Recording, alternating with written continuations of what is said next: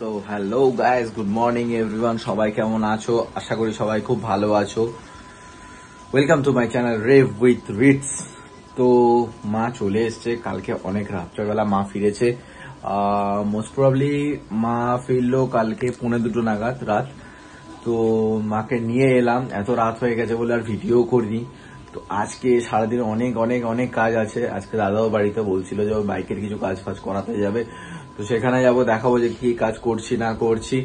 আর চলো তোমাদের মায়ের সাথে একটুখানি কথা বলায়, দেখি মা কোথায় কোথায় জায়গা এক্সপ্লোর করেছে, সেগুলো সব শুনবো। তো চলো যাচ্ছি। ঘরদোরের অবস্থা খুবই খারাপ। তো কালকে মা ফিরেছে, এখন সমস্ত কিছু ঠিকঠাক হচ্ছে। কেমন ঘুরলে মা? দারুণ, অক্সিজেন নিয়ে আসলাম। বাহ, মাঝে মধ্যে এরকম ঘোরা ভালো। আবার নেক্সট ট্রিপ কবে তোমার? Maybe December. বাবা, বিরাট ব্যাপার তো।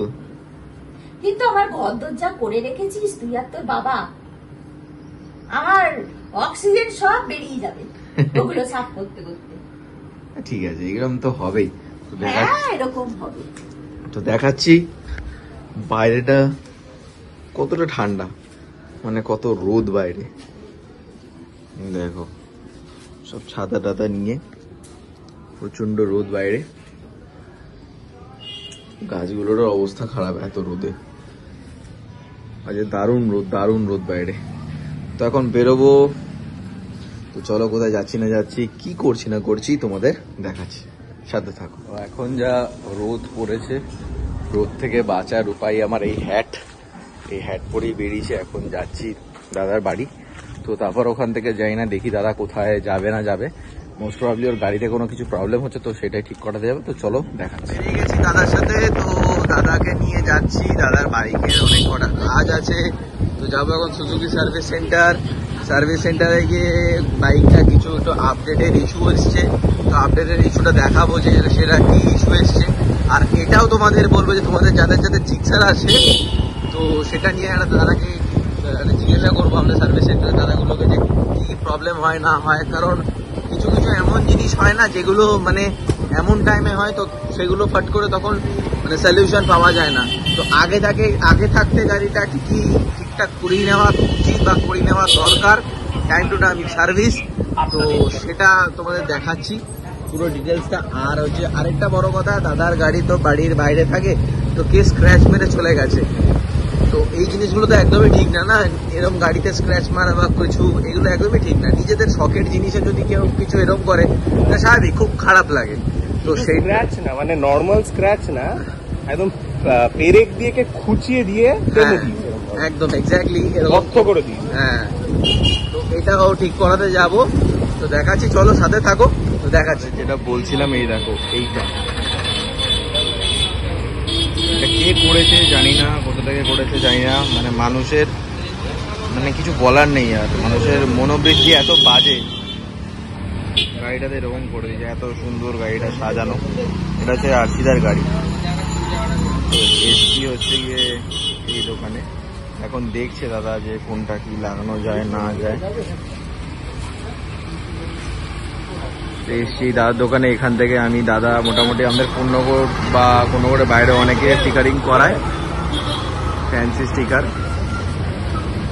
এটা যে এত জিডি রোডের পাশে মা সারদা যে হসপিটাল আছে, মা সারদা হসপিটালের ঠিক উল্টো দিকে। তো দেখি যে কোনটা ম্যাচ করে, কি করে না করে দেখাচ্ছি তোমাদেরও। চলো, এই কাজগুলো করানো হচ্ছে, যে এই বর্ডার লাইনগুলো, এই আউটলাইনগুলো, এইটা, তারপর এইগুলো করানো হচ্ছে, মানে ফিনিশিং টাচটা দেওয়া হচ্ছে যাতে ভালো করে থাকে। ভাই লাগাচ্ছে এগুলো, কাকু আর ভাই নিয়ে লাগাচ্ছে।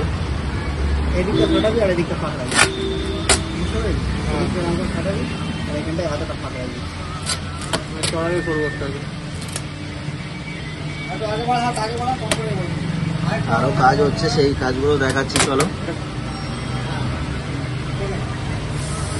কেমন লাগছে বাইকটা কমেন্ট করে অবশ্যই জানিও সবাই। এখন মোটামুটি বাইকের কাজ তো হয়েই গেছে অলমোস্ট। অনেক কিছু কাজ করেছে দাদা, যেমন এইটা লাগিয়েছে, বর্ডারগুলো করেছে, তারপর এই স্টিকারটার উপর সিলভার ছিল, এটা সিলভারের উপর ব্ল্যাক হয়েছে, এই স্টিকারিংসগুলো হয়েছে, পিছনে আবার এনিওস লাগিয়েছে, কিছু কাজ হয়েছে। এটা তো ওইদিকেও সেম জিনিস হয়েছে। তোমরা সবাই দেখে বলো গাড়িটা কিরকম লাগছে, কমেন্ট সেকশনে অবশ্যই জানাও কিরকম লাগছে। এই ভাই করেছে আর কাকু মিলে করেছে, তো দাদা এখন ফোনে ব্যস্ত। এরপর এখন আমরা যাবো সুজুকি শোরুমে, ওখানে কিছু কাজ আছে করে তারপর বাড়ি ফিরবো। ভূতের মতন সেজে রয়েছি আমি, বাইরে যা গরম, বাইরে যা রোদ, কিছু বলার নেই। এই জাস্ট বাড়ি ঢুকছি, তো বিকেলবেলা দেখি কোথাও বেরোবো কিনা। কাজপত্র মোটামুটি মিটে গেছে, তো দেখি চলো বিকেলবেলা কোথাও বেরোনো যায় যদি। আর এদিকে মায়ের কাজ শুরু হয়ে গেছে। মা আজ কি রান্না করলে মা? আজকে হ্যাঁ, আমডাল, আলু পোস্ত, ডিম সেদ্ধ। এতদিন বাদে এসে আমরা আলু পোস্ত ডিম সিদ্ধ হয়েছে। আলু পোস্ত মা দুর্গা তো আমায় 10 টাকা দেয়নি না। ও আচ্ছা, ডিম সিদ্ধ হচ্ছে, ব্যাস। পুরো ঘরের অবস্থা শোচনীয়। ও আচ্ছা, অনেক ঠিক হয়েছে, গোছানো বাকি। ঘর দোর পুরো ধোবিঘাট হয়ে রয়েছে, পুরো ধোবিঘাট। তো চলো দেখি বিকেলবেলা কোথাও বেরোনো যায় কিনা। ভাইরা কোথায় আছে না আছে, সব তো মনে হচ্ছে অফিসে। তো দেখছি বিকেলবেলা কোথায় বেরোবো, তো দেখা হচ্ছে আবার। চলো।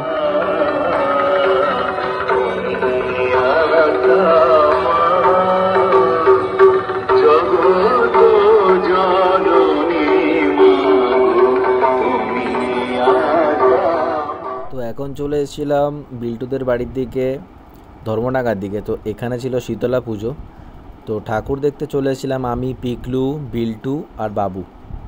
তো তোমাদেরও দেখাচ্ছি, তোমরা দেখে বলো কেমন লাগছে। আর সবাই যারা যারা ভিডিওটা দেখছো, মা শীতলাকে একবার দর্শন করে নাও। পুজো দেখতে এসেছি, তো এখানে দেখলাম হঠাৎ করে যে মেলা বসেছে, বেশ সুন্দর মেলা বসেছে, অনেক কিছু জিনিস নিয়েই বসেছে। তো অনেক মানুষ এখানে দেখছি যে ঠাকুর দেখতে এসেছে, ভোগ বিতরণ হচ্ছিল, ভোগের ওখানেও অনেকে লাইন দিয়ে ভোগ খাচ্ছে। তো আমরা আর খাইনি ভোগ, কারণ অনেকটা লাইন ছিল, অনেক লম্বা লাইন ছিল, মানে প্রচুর মানুষ এসছে এখানে পুজো দেখতে। এই মা খুব জাগ্রত মা, এই পুজোটা হয় আমাদের ধর্মডাঙ্গায়, কোন্নগরেই সেটা, ধর্মডাঙ্গাতে হয়। দারুণ লাগছিল। তো এই মাত্র জাস্ট বাড়ি এলাম। তো আজকে ভিডিওটা কিরকম লাগলো না লাগলো আমাকে অবশ্যই জানিও গাইস তোমরা। তো তোমরা যারা যারা আমার সাবস্ক্রাইবার আছো তাদেরকে অসংখ্য ধন্যবাদ সাবস্ক্রাইব করার জন্য। এত সুন্দর সুন্দর কমেন্ট করছো, বলছো, খুব ভালো লাগছে। আমি আরো মোটিভেট হচ্ছে, আরো নতুন নতুন ভিডিওস তোমাদের জন্য আনবো অবশ্যই।